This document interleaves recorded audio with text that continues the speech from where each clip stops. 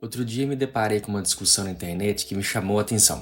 Alguém postou algo sobre a falta de Deus na vida de uma certa pessoa que havia exposto um problema pessoal na internet, e que a falta de Deus tinha levado a uma determinada situação na qual ela se encontrava.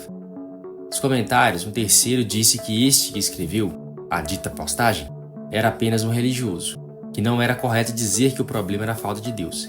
E assim então se iniciou uma longa discussão nos comentários. Talvez você já tenha se deparado com essa situação.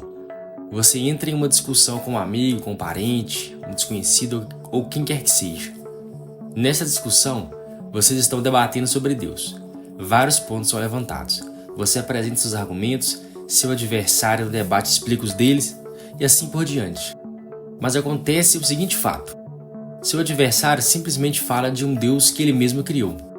Como esse Deus age, o que esse Deus pensa a respeito das coisas, o que é certo, o que é errado, além da amplitude dos conceitos como amor, fé, pecado, são tão abrangentes ou deturpados que você simplesmente não consegue pensar outra coisa além de que tipo de Deus ele está falando. Um sábio uma vez disse: há um vazio no coração do homem do tamanho de Deus. A necessidade de ter uma ligação com Deus está presente em cada um de nós, e acredito que disso ninguém possa escapar. É claro que existem aquelas pessoas que não dão a mínima mesmo, e estão vivendo suas vidas normalmente. Mas não é disso que pretendo falar aqui agora. A questão aqui é, porque muitas pessoas creem em Deus, mas o Deus que elas se referem não é exatamente o Deus da Bíblia. E nesse caso, estou falando do Deus do cristianismo, Jesus Cristo, Filho de Deus Pai. Porque na concepção de muitas pessoas, Jesus Cristo só é paz e amor, que está aí apenas para te perdoar, te fazer o bem e nunca te cobrar dos seus pecados. O que acontece é algo que vem desde a queda do homem. A partir daquele momento, Deus, que era um semelhante, um amigo, um senhor a quem o homem deve a vida, passou a ser um carrasco. Porque a lei que Deus fez acaba sendo responsável pela separação do homem. Criou esse distanciamento, e o homem estava agora separado daquele que lhe deu a vida. O homem estava morto para Deus. Note que a regra foi estabelecida por Deus e cabia ao homem cumpri-la. Uma vez que a regra foi quebrada e a consequência recaiu sobre o homem, não havia nada que ele pudesse fazer para restabelecer esta conexão. E o homem, a humanidade então, precisou seguir com a vida. O tempo passa e a solução para essa separação vem do próprio Deus, mas vem também algumas exigências. Deus continua a demandar obediência aos seus preceitos, e muitas das vezes o que o homem quer não é exatamente o que Deus quer. Deus levanta homens e os coloca sobre circunstâncias difíceis. Só para citar um exemplo, nós temos Noé. Deus o chama, lhe dá uma missão e é necessário que ele creia e faça o que foi ordenado. Obediência. Assim como Moisés enfrentou o faraó e seu poder, além dos profetas, a promessa vem sempre com um adendo. Se seguires o meu mandamento, se obedecer os meus preceitos, não se desvie do meu caminho. Mas a questão é uma só. Obedeça a Deus. Não apenas nas situações quando ele promete a recompensa que você tanto quer. Por exemplo, Deus ordena a Moisés a bater com um cajado em uma pedra para que saia água potável. Neste caso, isso é a obediência que nos beneficia diretamente. Quem não faria um jejum ou se privaria de muitas coisas se ouvisse uma voz do além dizendo que ao fazer tal coisa, aparecerá dinheiro na sua conta, ou a sua doença irá simplesmente desaparecer? Então Deus chama, Deus estabelece os preceitos e o homem obedece. Mas não é bem assim que as coisas acontecem.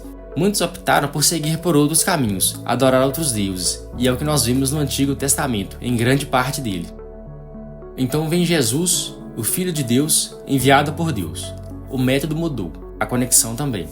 Todos aqueles mandamentos do Antigo Testamento, e são mais de 10, se condensam agora em 2. O amor a Deus e o amor ao próximo.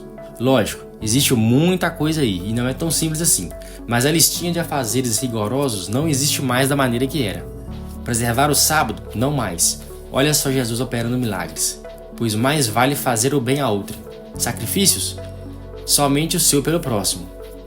Uma vez por ano, preparar holocaustos e oferecer a Deus no tabernáculo? Esquece. Agora estar na presença de Deus é coisa para todo dia.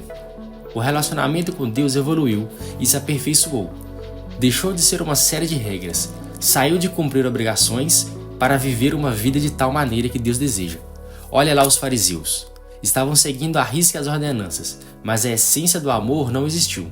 O rigor dos mandamentos era inclusive usado para perseguir e prejudicar pessoas. Lembra do caso da mulher adúltera?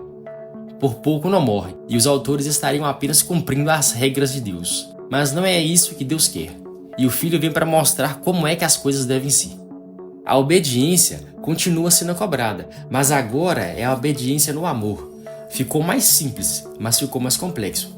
Não sei se até aqui você já percebeu, mas Deus cobra obediência à sua maneira, não à nossa maneira.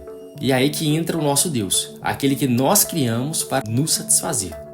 Na tentativa de estar dentro daquilo que Deus quer, de ficar com a consciência limpa, nós moldamos um Deus que se encaixe no nosso modo de vida, que não se opõe às nossas ambições e nem ao nosso jeito de ver a vida. E é aí que eu digo que é impossível discutir com alguém que criou um Deus para si. Reconhecer Deus na forma como Ele é, como está descrito na Bíblia, implicaria também reconhecer que certas coisas não convêm, que certas coisas é pecado. E quando você percebe que está fora daquilo que seria o correto, por que não aliviar este peso na consciência com um entendimento diferente sobre o que é Deus, sobre quem é Deus, sobre como Deus é? Afinal, Deus não é amor? E os profetas, e os apóstolos, e os vários homens que foram servos de Deus e também pecaram, não fizeram coisas que eram abomináveis para Deus? Então, nessa tentativa de se justificar, mas ao mesmo tempo exercer uma espiritualidade e buscar alguma ligação com o sagrado, as pessoas acabam abraçando a ideia de que Deus não existe. No livro de Romanos, no capítulo 1, Paulo, o apóstolo de Jesus e autor da carta, afirma que há pessoas que têm conhecimento de Deus, mas não o glorificam como Deus. Pelo contrário, usam seus próprios raciocínios para anular as evidências do poder eterno de Deus e a sua divindade. Evidências essas que são perceptíveis pelas coisas que Deus fez, desde a criação do mundo. Em seguida, Paulo também afirma que essas pessoas trocam a glória de Deus por imagens semelhantes aos seres humanos e aos animais.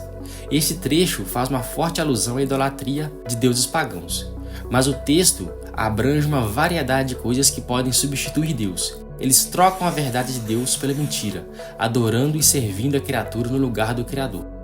Na tentativa de sustentar a sua posição, usam a sabedoria que possuem, mas acabam se tornando tolos, porque, segundo Paulo, eles conhecem a sentença de Deus, e o que Deus fez foi exatamente os entregar às suas paixões e aos desejos de seus corações. Uma pessoa que tem uma concepção pessoal de Deus está, na verdade, afastada de Deus. Deus é o ser criador, soberano. Ele se apresenta como Ele é. Ele define o que é necessário para estar em harmonia com Ele. O conceito de Deus parte de Deus. Então qualquer concepção pessoal, ela está equivocada, ela está errada. Não existe, para mim Deus é assim.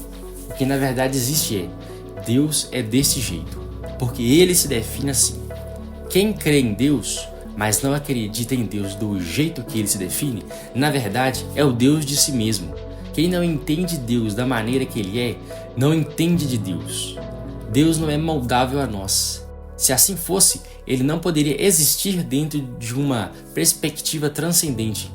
Mas Ele existe e transcende a nossa existência. Ele sempre foi, é e será a mesma coisa. Por esse vídeo é isso. Se você gostou, deixe o seu like e também considere se inscrever no canal para mais conteúdos como este. Até a próxima, um abraço.